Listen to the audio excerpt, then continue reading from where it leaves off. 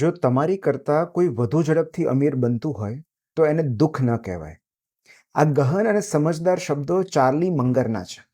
વર્ષો સુધી વોરેન બફેટના ભાગીદાર રહેલા ચાર્લીએ લખ્યું છે કે તમને હંમેશા એવું કોઈ મળી જશે જે તમારા કરતાં વધુ ઝડપથી અને વધુ પ્રમાણમાં રૂપિયા કમાતું હોય. પણ એની ચિંતા કે ઈર્ષા ન કરવી, કારણ કે ઈર્ષા એકમાત્ર એવું પાપ છે જેમાં આનંદ નહીં, પીડા મળે છે. તમે ગમે તેટલા અમીર હશો, તમારી આસપાસ કોઈ તો એવું હોવાનું જ છે જે તમારા કરતાં વધારે અમીર હોય. પણ એમના અમીર બનવાથી તમે ગરીબ નથી બની જતા. આપણી હરીફાઈ એમની સાથે નથી, આપણી હરીફાઈ આપણી ગઈકાલ સાથે છે. અન્યના બેંક એકાઉન્ટ કે સિક્કાના રણકારને એટલી સત્તા ક્યારેય ન આપવી કે એ આપણી ઊંઘ ખરાબ કરી શકે. અન્યની ગતિ પર નજર રાખવા કરતાં આપણી પ્રગતિ પર ધ્યાન રાખવું એ સુખી થવાનું નિશ્ચિત માર્ગ છે. કોઈના ઓવરટેક કરવાથી આપણો રસ્તો ખોટો નથી થઈ જતો.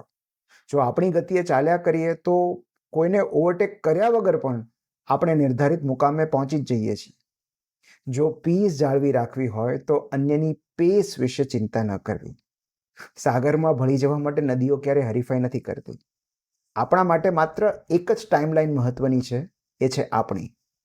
એક સમજુ પ્રવાસી માત્ર પોતાની યાત્રા પર ધ્યાન આપે છે, અન્યના મુકામ પર નહીં.